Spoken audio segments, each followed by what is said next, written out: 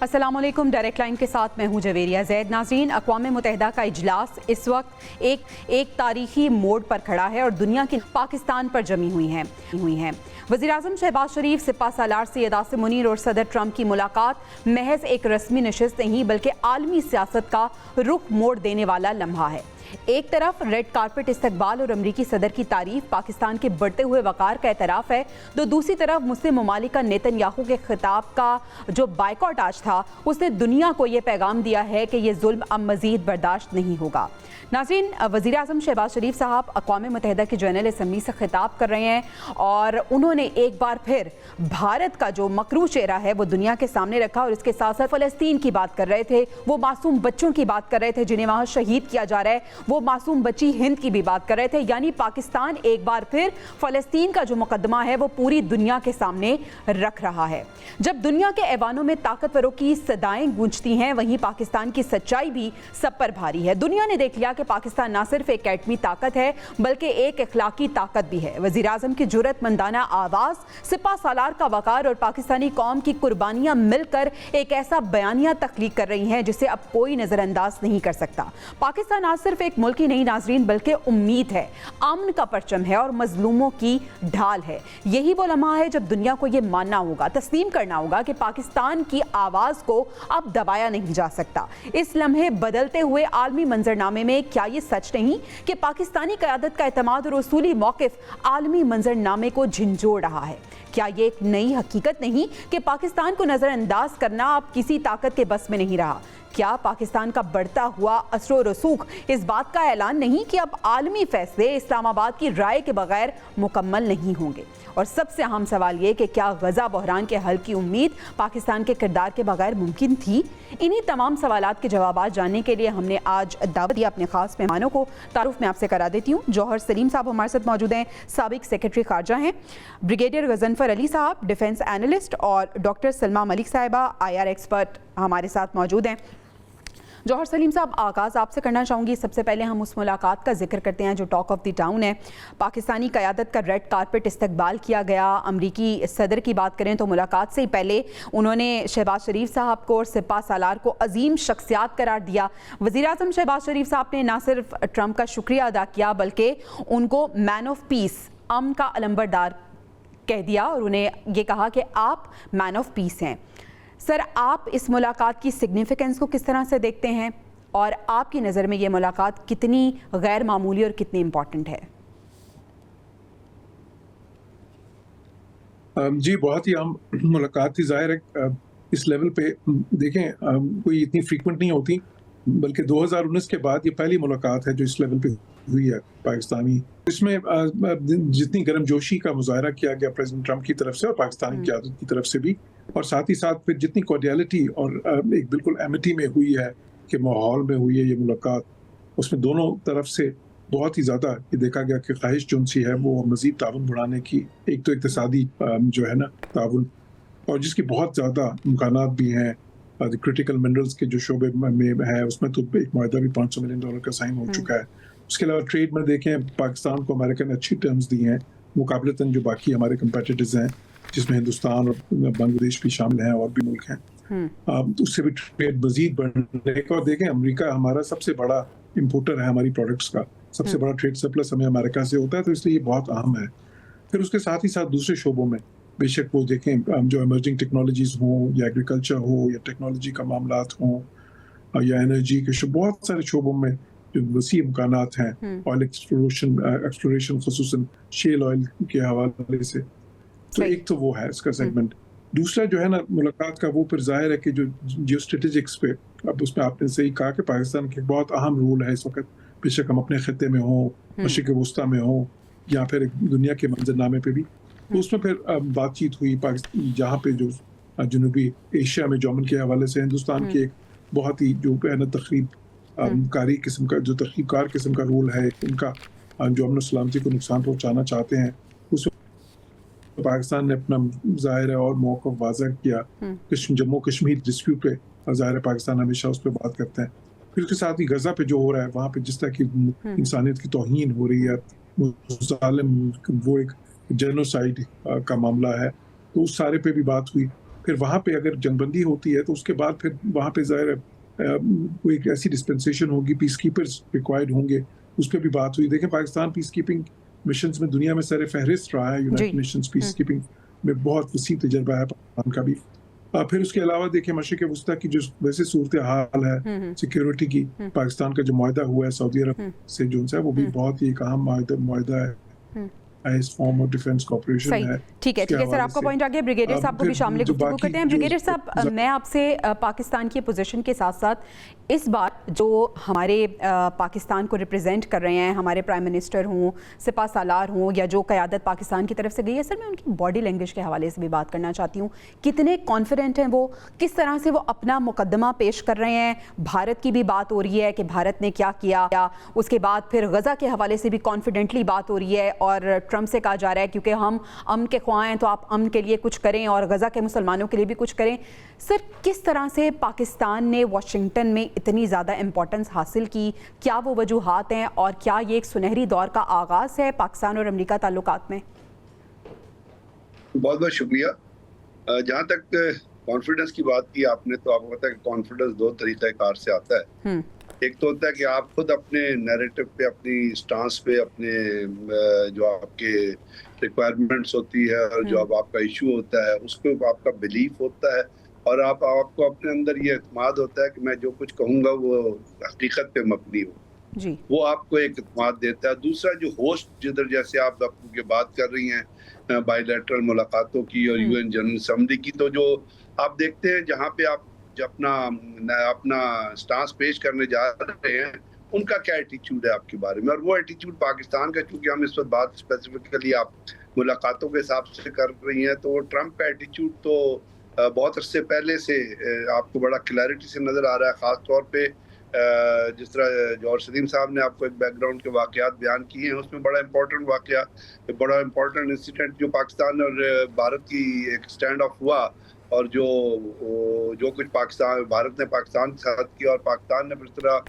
اس کو رسپونڈ کیا. تو آپ کو پتا ہے کہ آپ کی ملٹری پاور جو ہوتی ہے it is one of the most essential elements of the national power. National power کے جو آپ کاؤنٹ کرتے ہیں ایلیمنٹس, اس میں بہت پولیٹیکل پاور کے ساتھ آپ کی ملٹری پاور بھی بڑی امپورٹنس رکھتی ہے. اس کے ذریعے ہم نے کنوے بتایا دنیا کو کہ جی ہم کیا پوزیس کرتے ہیں, ہمارے پاس کیا چیز ہے, کیا ہمارے پاس ہتھیار, ہم اس کو کس طرح یوز کر سکتے ہیں. بالکل, بیکاز ہتھیار تو بہت لوگوں کے پاس بہت جگہوں کے ہوتے ہیں, لیکن اس کو استعمال کرنے کا طریقہ کار جو ہے وہ آپ کی اسٹریٹجی کو اور آپ کے آپ کا جو پروفیشنل لیول ہے اس کو انڈیکیٹ کرتا ہے. تو اس بیک گراؤنڈ میں, اس بیک گراؤنڈ کے ساتھ جب آپ کہیں بھی جائیں گے تو آپ بہت پر اعتماد ہوں گے بات کرنے میں. اور اس کے ساتھ ساتھ ایران اور اسرائیل کا جب مسئلہ ہوا, اور جس طرح پاکستان ایران کے ساتھ جا کے کھڑا ہوا اور ایرانین نے بھی اس کو ایکسپٹ کیا, وہ ایک اور ایڈوانٹیج تھا, وہ ایک اور پلس پوائنٹ تھا جو پاکستان اپنے ساتھ لے کے جا رہا تھا. ابھی آپ نے نیتنیاہو کی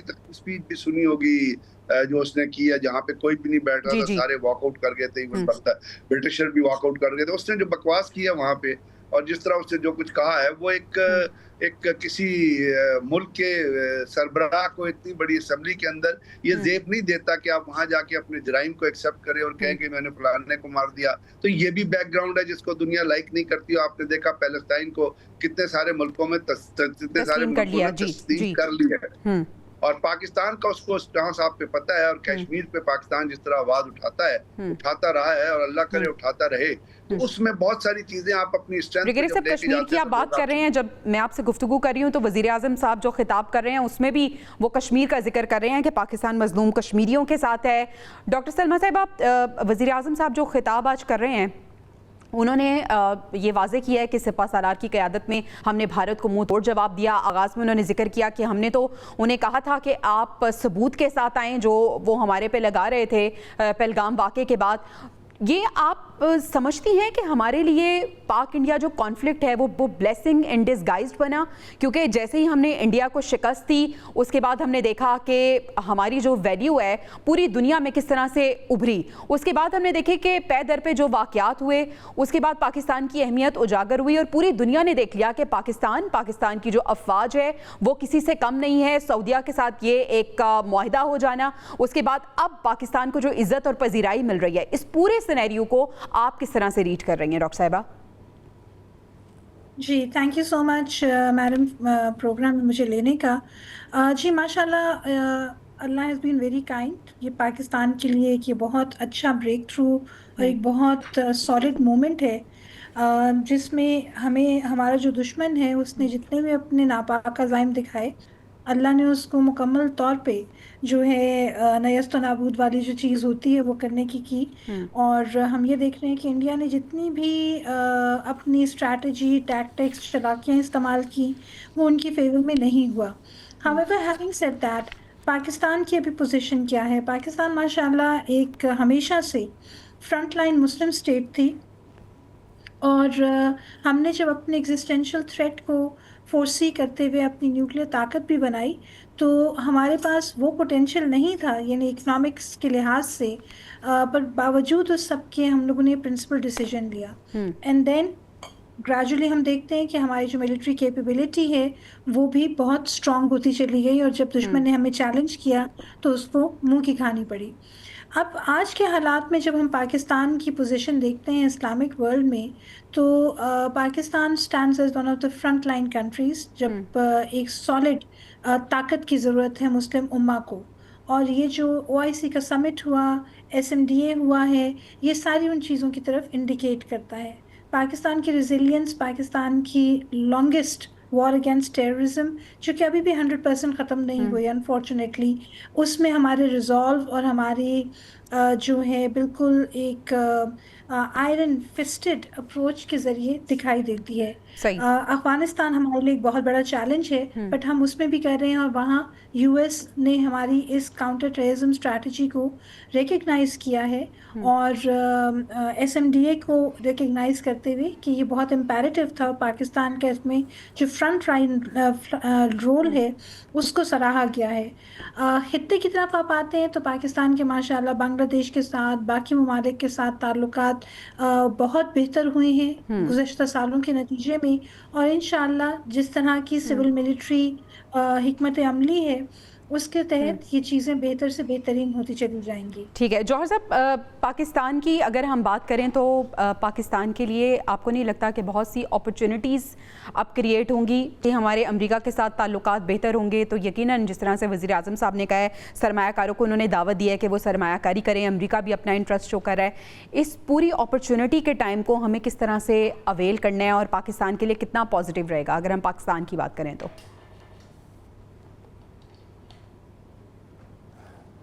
جی آپ نے بہت اچھی بات کی ہے کہ دیکھیں اس وقت پاکستان کا جو ڈپلومیٹک پروفائل ہے جو ایک اسٹریٹجک پروفائل بنا ہے جو اسٹریٹجک پروفائل دنیا میں تو ظاہر ہے کہ بالکل ہم ایک اپورڈ ٹریجیکٹری پہ ہیں in terms of our relations with the US بھی وہ ہمیں نظر آتا ہے پھر in a good place overall اگر ہم کہیں تو لیکن اب ہمیں ضرورت اس چیز کی ہے اس کو ٹرانسلیٹ کریں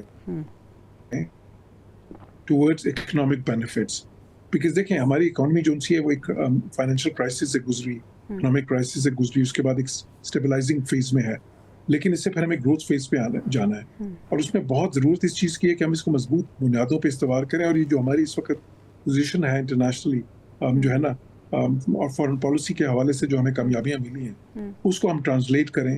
ایک تو دیرپا مستحکم جو ہے نا تعلقات ان سارے بہت ہی اہم ملک ہیں جس طرح امریکہ ہے اور خیر سعودی عرب کے ساتھ ہمارے برادرانہ تعلقات جو ہیں وہ اس وقت جو ہے نا پاکستان بننے کے وقت کے ساتھ ہی ہیں اور پھر چین کے ساتھ جو ایک لازوال دوستی ہے لیکن ضرورت جو سی یہ بہت اس چیز کی اس وقت ہے کہ ہم وہ انسٹیٹیوشنل میکینزمز بنائیں وہ انسٹیٹیوشنل لنکیجز بنائیں اور پھر ساتھ ہی ساتھ جو ہمارے جو بزنسز ہیں آپ میں پرائیویٹ سیکٹرز ہیں وہ والی لنکیجز اور دیر پا قسم کی لنکیجز بنائیں جس سے کہ میوچولی بینیفیشل جو کہ ہوں اور وہ پاکستان کے لیے بیکاز دیکھیں جب تک آپ اکنامکلی آپ اسٹرانگ نہیں ہوں گے تو آپ کی جو باقی ساری کامیابیاں ہوتی ہیں وہ دیر پا نہیں ہو سکتی.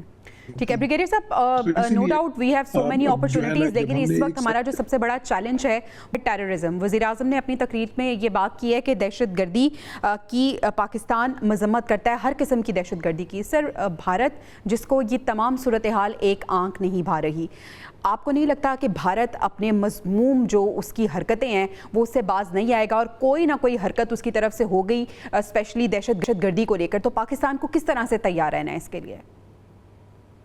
پاکستان کی اس وقت پاکستان کے اندر سب سے بڑا جو چیلنج ہے جس سے آپ جو اکنامک ایمنسپیشن ہے اس کے اوپر آپ آگے جا سکتے ہیں اور اگر آپ اپنی جو چیزیں ہیں ان کو مضبوط کر سکتے ہیں، وہ سب سے بڑا آپ کے خطرہ، سب سے بڑا چیلنج ہی دہشت گردی ہے جی۔ جس وقت تک اس دہشت گردی کی وارداتیں، اب آپ منرلز کی بات کریں، آپ آئل ایکسپلوریشن کی بات کریں، آپ کسی چیز کی بات کریں، اس کے لیے آپ کو یا کے پی کے میں جانا ہے یا بلوچستان میں جانا ہے یا نذران ایریاز میں جانا ہے۔ بالکل۔ اب اگر یہ چیزیں ایگزسٹ کر رہی ہیں یا پنجاب کے اوپر والے ڈیرہ غازی خان سے اوپر والے علاقوں میں جانا ہے، اگر یہ ٹیررزم کا تھریٹ ایگزسٹ کر رہا ہے تو آپ مجھے بتائیے کہ کون سی کمپنی ہوگی جو آ کے فریلی کام کر سکی؟ وہ تو چائنیز کی ڈٹرمنیشن ہے کہ وہ اتنے سے واقعات کے بعد بھی پاکستان کے ساتھ ابھی تک مختلف پروجیکٹس کے اندر کھڑے ہوئے، تو امریکنز کی اتنی ٹالریشن نہیں ہے، یہ میں آپ کو بتا دوں۔ تو ہمارے لیے سب سے بڑا خطرہ ہے ہی، اور بھارت کرے گا کہ وہ کر رہا ہے۔ ابھی جو پچھلے دنوں جو کچھ جتنے بڑے بڑے حملے ہوئے ہیں، بنوں کا جو حملہ ہوا ہے اس میں آپ کو پتا ہے 5 میں سے 3 افغان شہری تھے۔ وہ افغان شہری آنے سے پہلے اپنا ویڈیو بیان ریکارڈ کرا کے آئے تھے کہ پاکستان کے اندر جا رہے ہیں۔ اس کے ساتھ ساتھ جتنے بھی واقعات ہو رہے ہیں اس کے اندر 80% جو ہے وہ افغان شہری ہیں جو انوالو ہیں۔ ابھی باجوڑ کے اندر جو لوگ مارے گئے ہیں ویسے آپریشن میں، اس میں افغان شہری نکلے۔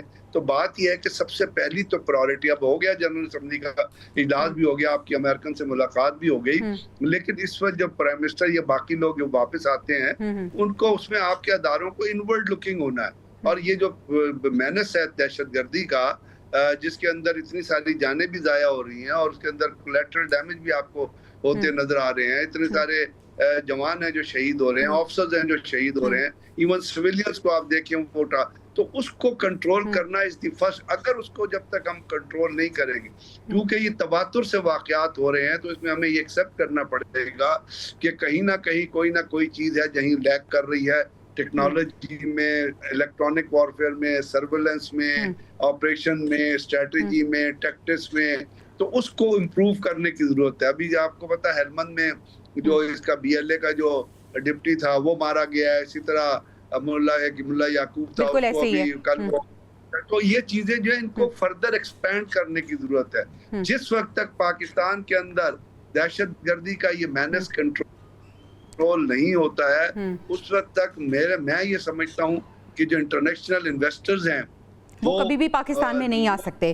ٹھیک ہے، اور یہ انٹرلنکڈ ہے ہماری اکانومی کے ساتھ۔ ڈاکٹر سلمیٰ، اگر ہم پاکستان کی بات کریں تو وزیر اعظم صاحب شہباز شریف صاحب نے ہر فورم پر فلسطین کا مقدمہ لڑا، کشمیر کی انہوں نے بات کی۔ جب ٹرمپ سے ان کی ملاقات ہوئی تب بھی انہوں نے کہا کہ آپ امن کے علمبردار ہیں، مشرق وسطیٰ کی کشیدگی خاص کر فلسطین میں جنگ بند کروانے میں اپنا کردار ادا کریں۔ آج انہوں نے کشمیر کے حوالے سے بھی بات کی ہے۔ آپ کو لگتا ہے کہ جو عالمی امن ہے وہ ممکن نہیں ہے جب تک مسئلہ کشمیر اور مسئلہ فلسطین حل نہ ہوں؟ جی دیکھیں میڈم، مسئلہ کشمیر اور مسئلہ فلسطین یہ دو وہ ایشوز ہیں جو کہ یو این جب یو این کا قیام ہوا ہے تو they are the oldest agenda items on the U N security council platform, اور ان کا جب تک یہ نہیں ہوگا تو ڈیفینیٹلی جیسے اگر آپ کے جسم میں کوئی ایک حصہ دکھ جاتا ہے تو آپ کے سارے جسم میں ورم پڑ جاتا ہے، آپ کو بخار ہو جاتا ہے، you are not a healthy person. تو how can we expect کہ ایک اتنی gross violation of human rights systematic طریقے سے over the last 8 decades ہو رہی ہو اور دنیا جو ہے وہ صحیح طریقے سے صحیح نہج پہ چل سکے؟ دیکھیں اب تو فلسطین کا یہ سچویشن ہے کیونکہ آج کل فلسطین کا مسئلہ بہت زیادہ آگے آیا ہوا ہے اور کشمیر کا مسئلہ دانستان پیچھے بھی ہوا ہے، اور مئی 25 کی جو جنگ ہے اس کے بعد امریکی صدر نے پاکستان سے یہ وعدہ بھی کیا تھا کہ وہ کشمیر کے مسئلے کے تصفیہ میں پاکستان کی مدد کریں گے۔ سو ہمیں اس چیز کو ان کو باور کرانا چاہیے تاکہ یہ مسئلہ بھی کسی پازیٹیو نہج پہ پہنچ سکے، اور ابھی ہمارے پاس یہ بہت اچھا موقع ہے۔ پر بھارت اوبویسلی کیونکہ بہت ویکر وکٹ پہ بھی ہے تو وہ نہیں کر سکیں گے، بٹ فلسطین کے مسئلے میں جو ابھی پرائم منسٹر بچوں کا ذکر کر رہے تھے، ڈیلی بیسس پہ معصوم جانے جا رہی ہیں، تو وہ جب تک ہم اس مسئلے کو حل نہیں کریں گے بالکل ایسے ہی ہے۔ اور اسرائیل نے اپنی بربریت کی انتہا اتنی کر دی ہے کہ اس نے اس بربریت کو ایک نیو نارمل بنا دیا ہے۔ جوہر صاحب، آج نیتن یاہو خطاب کے لیے آئے تو انہوں نے دیکھا کہ پورا ہال تقریباً خالی تھا۔ کیا میسج دیا ہے دنیا نے کہ اب ظلم کو مزید برداشت نہیں کیا جائے گا؟ آئسولیٹڈ تو وہ آلریڈی ہیں، کیا پریشر کریٹ ہوگا؟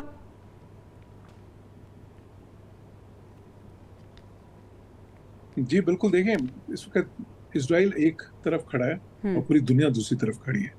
برازیل سے لے کے جاپان تک آپ نے دیکھا ہے کہ ملکوں نے کیسے آواز ان کے لوگوں نے بھی اٹھائی ہے، عوام نے بھی اور حکومتوں نے بھی ان کی سٹیٹمنٹس. برازیل نے تو اپنا ایمبیسڈر وڈرا کیا، حالانکہ برازیل تو کبھی اس طرح کے معاملوں میں آتا نہیں. یہی حالت دوسرے ملکوں کی تھی. اور میں جو ساؤتھ امریکہ کی بات اس لیے کر رہا ہوں کہ وہ نارملی اس طرح کی ایشوز میں آتے ہی نہیں ہیں. جی اب یورپ کی بات کریں تو کتنے یورپین کنٹریز نے ریکگنائز کر لیا فلسطین اسٹیٹ کو. اسرائیل کی جو ہے نا صریحاً ان کی مرضی کے خلاف اور ان کی بہت ساری کوششوں کے باوجود. اسی طرح باقی جو ملک دیکھیں، بے شک چائنا ہو، رشیا ہو، جاپان ہو، آسٹریلیا، جتنی پوری دنیا میں دیکھیں اور کتنے لاکھوں لوگوں نے مظاہرے پوری دنیا میں کیے ہیں. اور ساری مطلب پوری دنیا میں ایک جو جسے عالمی رہنما کہتے ہیں سے پوری طرح اسرائیل کے خلاف ہے. اور میں آپ کو یہاں پہ یہ بھی بتانا چاہوں کہ آج جو ہے نا، یہ شاید لوگ کم جانتے ہیں ہماری جنریشن کے لوگ، کہ اگر آپ کی بات کریں تو یہ جو انٹرنیٹ سرور ہوتے ہیں اس میں وہ نفرت کی نگاہ سے دیکھ رہے ہیں ینگسٹرز بھی. تو یہ حالت ہے. اب اس میں اب یونائٹڈ نیشنز جو ہے، جو دنیا سے بڑا فورم ہے جہاں پہ پوری دنیا کی لیڈرشپ آتی ہے، وہاں پہ آ کے خطاب کرتا ہے اور ہال خالی ہو جاتا ہے. اب حالانکہ وہ کہہ رہے کہ جی ہم تو ایکسپیکٹ وہی ڈیفائنس دکھائی ہے کہ جی میں بالکل ہم حملے کریں گے ہم، اور جہاں پہ بھی ہم. جوہر سلیم صاحب، جس طرح سے آپ اقوام متحدہ کے فورم کی بات کر رہے ہیں تو یقیناً یہ ایک بہت بڑا، بہت طاقتور فورم ہے، جس فورم نے آج دنیا کو دکھا دیا کہ ظلم و بربریت کے خلاف تمام دیگر ممالک ایک ساتھ ہیں اور اسرائیل اکیلا ہے. اور جیسے ہی نیتن یاہو کی تقریر ختم ہوئی اور وزیر اعظم صاحب آئے تو ہم نے دیکھا کہ پورا ہال بھر گیا. تو یہ بھی سب نے دیکھ لیا کہ پاکستان نہ صرف ایک ایٹمی طاقت ہے بلکہ ایک اخلاقی طاقت بھی ہے. ناظرین، ہمیں بریک پہ جانا ہے، بریک سے واپس آئیں گے تو ہم اسی کو کنٹینیو کریں گے. اور جوہر سلیم صاحب آپ کا بہت شکریہ. دیگر مہمان ہمارے ساتھ موجود ہی ہوں گے. Stay with us. Welcome back ناظرین. وزیر اعظم شہباز شریف کی جو جرأت مندانہ آواز ہے، سپہ سالار کا وقار ہے اور پاکستان کی قوم کی جو قربانیاں ہیں، وہ مل کر ایک ایسا بیانیہ تخلیق کر رہی ہیں جسے اب کوئی بھی نظر انداز نہیں کر سکتا. اقوام متحدہ کی جنرل اسمبلی سے وزیر اعظم صاحب نے آج جو خطاب کیا ہے اس میں انہوں نے کہا ہے کہ فلسطینیوں کی نسل کشی سراسر دہشت گردی ہے. سندھ طاس معاہدے کے حوالے سے انہوں نے بات کی. انہوں نے کہا کہ خلاف ورزی اس کی اگر کی بھارت نے تو اب وہ جنگ تصور ہوگی. اور انہوں نے کہا کہ بھارت کو دیا گیا جواب تاریخ میں اب یاد رکھا جائے گا. بریگیڈیئر صاحب، سوال یہاں پہ یہ ہے، کیا ہم مان لیں کہ یہ وہی لمحہ ہے کہ جب دنیا کو یہ ماننا ہوگا، تسلیم کرنا ہوگا کہ پاکستان کی آواز کو اب دبایا نہیں جا سکتا؟ پاکستان تو اپنی آواز اٹھا رہا ہے اور پاکستان نے اپنی آواز ہر فورم کے اوپر اٹھائی ہے پچھلے دنوں. اس سے پہلے بھی ہمارے اندر کو تھوڑا سا ڈیفینسو نیچر کی چیز نظر آتی تھی، لیکن اب ہمیں پرو ایکٹیو ڈپلومیسی میں بھی انوالو ہیں اور اپنی بات کو اپنے سٹانس کو اور جو کچھ ہم نے پریکٹیکل کیا ہے اس کو دنیا تک ہم نے کیا پہنچانا تھا، دنیا کے پورے میڈیا نے اس کو کور کیا ہے. یعنی آپ کوئی بھی سوشل میڈیا کے علاوہ آپ بڑے بڑے میڈیا ہاؤسز اٹھا کے دیکھ لیں دنیا میں، پورا انہوں نے اس چیز کو جو پاکستان نے پیش کیا ہے، جو پاکستان نے بھارت کے رات کے حملے کے بعد جو کچھ کیا تھا، وہ پاکستان کا تمام دنیا نے اس کو کیری کیا ہے. اب اس چیز کو ہم جس طرح لے کے آگے چل رہے ہیں تو اس میں جیسے کشمیر کے مسئلے کی آپ بات کر رہی ہیں، غزہ کے مسئلے کی آپ بات کر رہی ہیں، اور غزہ میں آپ کو پتہ ہے کہ 1,60,000 سے زیادہ لوگ ہیں جو شہید ہو چکے ہیں. ویسے تو یہ بڑا اپنا ایسٹیمیٹ 80,000 دیتے ہیں، but it is more than that. اور آپ نے دیکھا کہ بچے 18,000 بچوں کے نام نے اپنا واشنگٹن پوسٹ نے شائع کر دیے. اور اس کے بعد پھر آپ نے دیکھا کہ غزہ کی وار کے اوپر $22 بلین ہیں جو امریکہ نے اسرائیل کو مدد دی ہے غزہ کی وار لڑنے کے لیے. یعنی 70% وار جو ہے وہ امریکہ نے اسپانسر کی ہے. تو اب یہ تمام جو کچھ ہو رہی ہیں چیزیں، اس میں یہاں پہ سوچنے کی بات تو یہ ہے، میں ایک سیکنڈ کے لیے رک کے، کہ کیا جہاں تک غزہ کا تعلق ہے کیا امریکہ اس کے بارے میں سوچے گا کہ اب اس نے اسرائیل کو سپورٹ نہیں کرنا ہے؟ کیونکہ اسرائیل امریکہ کی مدد کے بغیر تو نہیں لڑ سکتا نا. اور اسرائیل نے تو کہا کہ جی ہم تو بات یہ ہے کہ اب اس چیز کو ہم نے جہاں تک پہنچایا ہے اس کو دنیا کیسے لے کے آگے چلتی ہے، یہ اب آگے والے دیکھنے کی بات ہے. کہ یونائٹڈ نیشنز میں تو باتیں ہو جاتی ہیں، بہت بڑی بڑی باتیں ہوتی ہیں. بیسیکلی تو آپ کو پتا ہے یونائٹڈ نیشنز کا رول ایک فوٹو آپریشن سیشن کا رول ہے کہ آئے، تصویریں کھچائی، تقریریں کی اور پھر گھروں کو چلے گئے. اس کے بعد جو چیزیں ہوتی ہیں اگر وہ ہو رہی ہوتی تو آج غزہ کا مسئلہ پیدا نہ ہوتا. اگر ICJ کے ڈیسیژن کو یون سیکیورٹی کونسل نے امپلیمنٹ کرا دیا ہوتا تو آج غزہ کا مسئلہ نہ ہوتا. اگر امریکہ 6 کی 6 قراردادوں کو ویٹو نہ کرتا تو غزہ کا مسئلہ نہ ہوتا. ایک تو یہ ویٹو نے تباہ و برباد کیا ہوا ہے پوری دنیا کو. تو اب دیکھنا یہ ہے, صرف میں جو کہنا چاہتا ہوں یہ کہ پاکستان نے تو یہ دنیا کا مقدمہ یا باقی چیزیں جو رکھ دی ہیں. اب یہاں پہ جو طاقتیں پاورفل ہیں, کیونکہ اب ایک طاقت تو رہی نہیں ہے, ملٹی لیٹرلزم اور ملٹی پولیرٹی آ گئی ہے, اور ڈفرنٹ پاور سینٹرز آپ کو سامنے نظر آ رہے ہیں. چائنا کھڑا ہوا ہے اور بہت سافٹ پاور کے ذریعے وہ آگے جا رہا ہے. اس نے کوئی ہیجمنک ڈیزائن نہیں رکھے ہیں. رشیا ہے آپ کے سامنے کھڑا ہے. امریکہ جو ہیجمنی کو لے کے چلتا تھا وہ ابھی تک اپنے اسی رستے پہ چل رہا ہے. ابھی اس نے لیٹسٹ ان کو آپ کو پتا ہے یہ کہا گیا کہ یوکرین میں اس کو یوکرین کے زیلنسکی کو کہا گیا تم لڑو, ہم تمہیں ہتھیار دیں گے, تم رشیا سے لڑتے رہو. اور رشیا جو ہے وہ کس طرح, تو بات یہ ہے کہ اب اس چیز کو وہ طاقتیں جنہوں نے ان چیزوں کو امپلیمنٹ کرانا ہے وہ اس کے اوپر کیا اسٹریٹجی بناتی ہیں, اس پہ تو ہم ابھی کامنٹ اسی وقت کریں گے. بریگیڈیئر صاحب یہ جو بلاکس کی آپ بات کر رہے ہیں نا, اس کو بھی ہم ڈسکس کریں گے, لیکن اس سے پہلے میں ڈاکٹر سلمیٰ صاحبہ آپ سے یہ پوچھنا چاہوں گی کہ جو امریکی کردار ہے اس پوری سچویشن میں, وہ آپ کس طرح سے دیکھ رہی ہیں؟ ایک طرف پاکستان کی قیادت سے جب ملاقات ہوئی ہے تو اس ملاقات کے بعد ہم نے دیکھا کہ اسرائیل کو مغربی کنارے کے انضمام کی اجازت نہیں دیں گے, صدر ڈونلڈ ٹرمپ نے یہ کہا ہے. لیکن دوسری طرف اسرائیل کی پشت پناہی اگر امریکہ نہ کرے تو اسرائیل بھی اتنی جرت, اتنی طاقت نہیں ہے کہ وہ غزہ میں یہ سب کچھ کرے جو وہ کر رہا ہے. تو ڈونلڈ ٹرمپ کو ہم کس طرح سے دیکھ رہے ہیں؟ کیا ان کی باتوں پہ اور ان کی ملاقاتوں پہ, ان کے وعدوں پہ ہم اعتبار کر سکتے ہیں یا پھر انپریڈکٹیبل ہیں وہ؟ جی میڈم, انتہائی انپریڈکٹیبل لیڈرشپ ہے ابھی امریکہ کی, اور وہ بہت ایک سطحی طریقے سے چیزوں کو لیتے ہیں, اور ان کی ایک اپروچ ہے جس میں دیکھیں 2-3 بہت بڑے مسائل آگے آنے والی دنیا کو وداؤٹ ڈسکرمنیشن فیس ہونے والے ہیں. ہیلتھ کرائسس اور کلائمیٹ چینج کی وجہ سے ہیلتھ کرائسس بڑھیں گے, فوڈ انسیکیورٹی بڑھے گی, اور یہ 2-3 بڑے انسٹیٹیوشنز ہیں جو ٹرمپ صاحب نے اپنی حکومت میں آ کے ختم کر دیا. ڈاکٹر صاحبہ sorry to interrupt you, climate change کو تو انہوں نے فراڈ قرار دیا اپنی اسپیچ میں. جی میں وہی کہہ رہی ہوں نا, تو انہوں نے یہ کہا کہ جی یہ فراڈ ہے اور یہ کون آرٹسٹ کا کام ہے تو اس کو ختم کر دیں. ٹھیک ہے, سو یہ چیزیں آگے بڑھ کے مسائل مزید بڑھائے گے. بٹ آپ کا جو سوال ہے وہ فلسطین سے ریلیٹڈ ہے. تو امریکہ کی ہمیشہ سے پالیسی رہی ہے, اور اس میں ڈونلڈ ٹرمپ کی حکومت تو ابھی زیر بحث ہے کہ اسرائیل کو وہ 100% پریفرنس دیتے ہیں, ان کو ہتھیار دیتے ہیں, ان کو وہ سہولت دیتے ہیں, ان کے بہت بڑے سہولت کار ہیں. اور پھر جیسے بھی مڈل ایسٹ پیس پروسیس شروع ہوا تھا 1990s میں, تو آہستہ آہستہ کر کے فلسطینیوں کے لیے پیس پروسیس کے نام پہ ان سے ان کی زمین جائز طریقے سے لینا شروع کر دی گئی. جہاں جائز طریقے سے نہیں لیتے تھے تو وہاں ناجائز طریقے سے ہتھیار لیا جاتا تھا اسرائیل کے ذریعے. بٹ یہ ہے کہ فلسطینی بیچارے اور ابھی غزہ کے جو بلیگڈ عوام ہے وہ اس چیز کو فیس کر رہی ہے. اچھا, ان کو مارنے کے لیے جی کیا ہے کہ جی ہم حماس کو ٹارگٹ کر رہے ہیں, اور ہم کیونکہ ان کو ٹارگٹ کر رہے ہیں تو اس میں یہ چھوٹے معصوم 2 دن کا بچہ اور 6 مہینے کا بچہ بھی اگر مر جاتے ہیں تو مرنے تو یہ بھی ان کی ہی اولاد ہے, اور آگے جا کے یہ بھی ٹیررسٹ بنیں گے. سو یہ تو ایک کمپلیٹ جینوسائیڈل مائنڈ سیٹ ہے, اور اس کو امریکہ مکمل طور پہ مدد دے رہا ہے. اور پھر یہ ساری لپ سروس ہے یہ بتانے کے لیے دنیا کو کہ ہم ہیومن رائٹس کو لے کے بہت جو ہیں we are pushed about it, اور ہم یہ سب کچھ کرنا چاہتے ہیں. بٹ ڈونلڈ ٹرمپ کے ٹائم پہ جو ایک چیز دکھائی دیتی ہے کہ he has a way of seeing things جو کہ بہت لاؤڈ اینڈ کلیئر ہے. اس میں وہ ڈپلومیسی کا بہت زیادہ استعمال نہیں کرتے, وہ جو کہتے ہیں وہ کر دیتے ہیں. بٹ ایک چیز جو ہمارے لیے لمحہ فکریہ ہے کہ حماس جو کہ اٹس دا اونلی انسٹیٹیوشن جو کہ فلسطینیوں کے لیے ہتھیار اٹھا کے کھڑی ہوئی تھی, پر اگر ویسے حماس کی ہسٹری کو دیکھیں تو ہمیں اس میں بھی کچھ بڑے شکوک دکھنے لگ گئے ہیں. بٹ اگر کل حماس ختم ہو جاتی ہے اور فلسطین کی موومنٹ کو آگے بڑھانے والا کون ہوگا؟ بہت تھوڑے سے نہتے لوگ ہوں گے, اور ان کے ساتھ کیا ہوگا ہم بہت اچھی طرح جانتے ہیں کہ نیتن یاہو ٹائپ کے لوگ کیا کریں گے.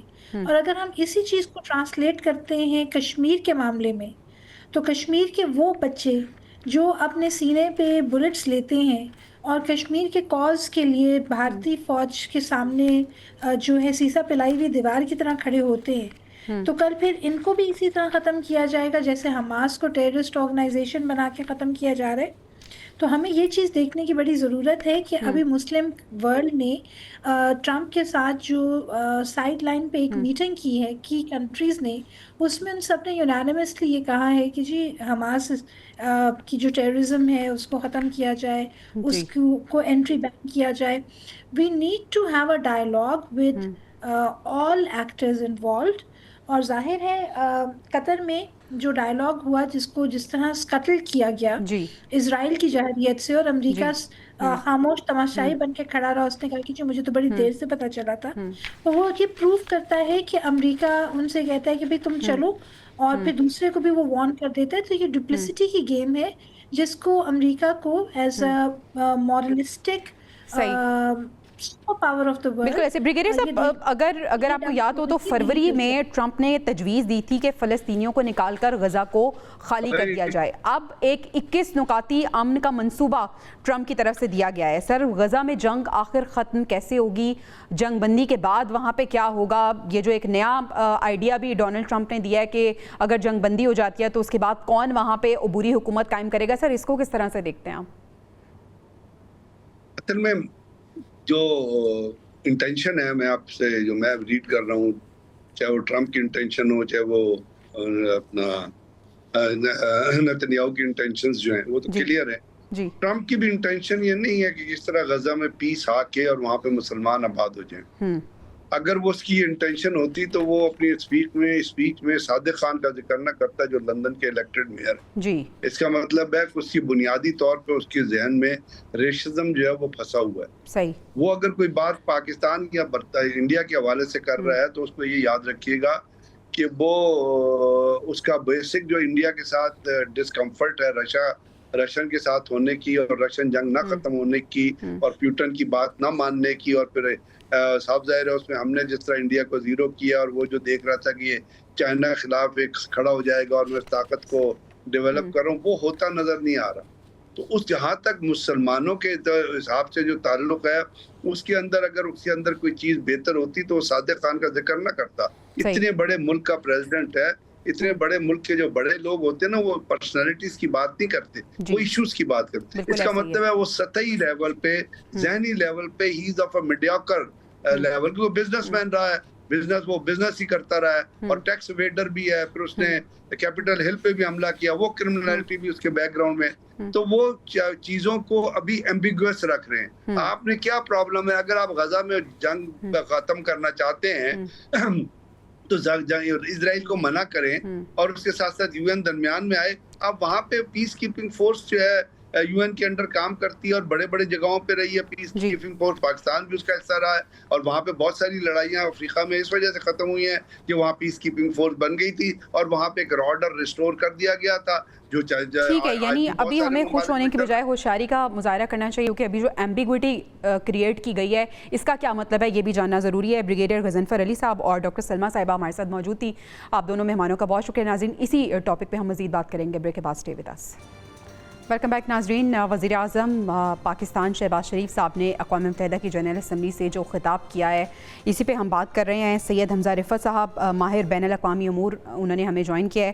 بہت شکریہ سر آپ کے وقت کا. سر، آج وزیر اعظم صاحب نے جو اپنی اسپیچ دی ہے آپ اس کو کس طرح سے ریڈ کرتے ہیں؟ وزیر اعظم صاحب نے بھارت کو ایک بار پھر منہ توڑ جواب دیا ہے اور پوری دنیا کے سامنے یہ واضح کر دیا ہے کہ پاکستان اپنا حق چھیننے نہیں دے گا. اور کس طرح سے پاکستان نے بھارت کو منہ توڑ جواب دیا، پھر پاکستان نے فلسطین کی بات کی، کشمیر کی بات کی. سر، کس طرح سے ریڈ کر رہے ہیں آج کی اسپیچ کو وزیر اعظم صاحب کی؟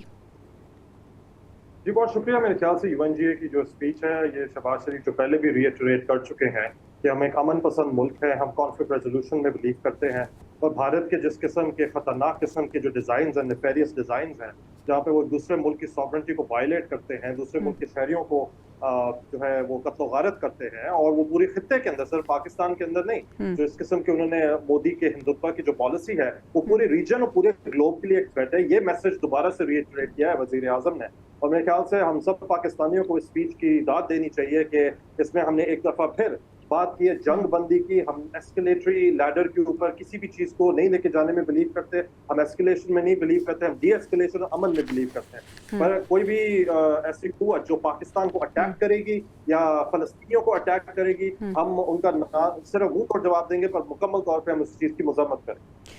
अच्छा सर, 2019 के बाद ये पहली दफ़ा हुआ है कि पाकिस्तान के वज़ीर आज़म वाइट हाउस में उन्होंने अमरीकी सदर से मुलाकात की है। जिस तरह से उनका इस्तकबाल किया, जिस खुशगवार माहौल में ये मुलाकात हुई, इसको कितनी बड़ी कामयाबी आप समझते हैं पाकिस्तान की?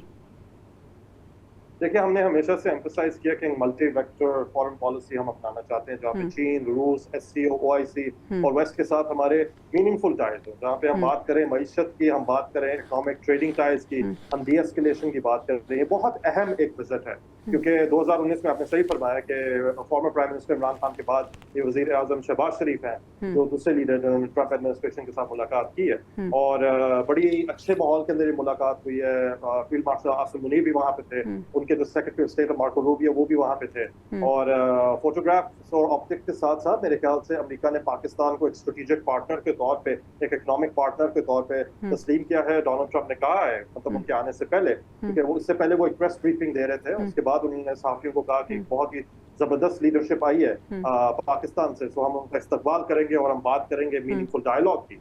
तो मेरे ख्याल से पाकिस्तान अमेरिका के जो सफारती ताल्लुकात हैं, अगर हम मिनरल डिपॉजिट्स की बात करें, काउंटर टेररिज्म की बात करें, अभी अमेरिका ने बगराम एयरबेस को जो है लेने की बात की है तालिबान से, तो वो एक अलग मामला कि हम अफगानिस्तान के मामला में नहीं पड़ेंगे, बट पाकिस्तान को एक स्ट्रेटेजिक, इकोनॉमिक, पॉलिटिकल और मिलिट्री पार्टनर के तौर पे वाशिंगटन इस वक्त तस्लीम कर रहा है। हमजा साहब, आखिरी सवाल मैं आपसे गजा के हवाले से करना चाहूँगी। इससे पहले इस्लामी ममालिक के सरबराहान से ट्रंप की मुलाकात हुई, उसमें भी काफ़ी एश्योरिटीज़ दी। अभी जब 1-on-1 मुलाकात हुई है उसमें भी गजा के हवाले से बात हुई। आपको गजा का हाल मुमकिन नज़र आ रहा है?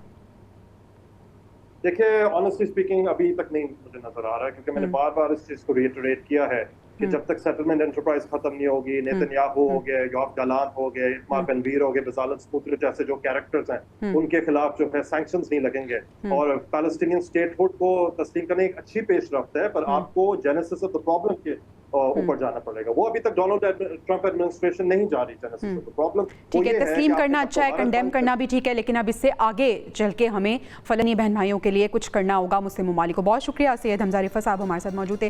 नाज़रीन, प्रोग्राम से इजाज़त दीजिए, इंशाल्लाह आपसे अगले हफ्ते मुलाकात होगी। अल्लाह निगहबान।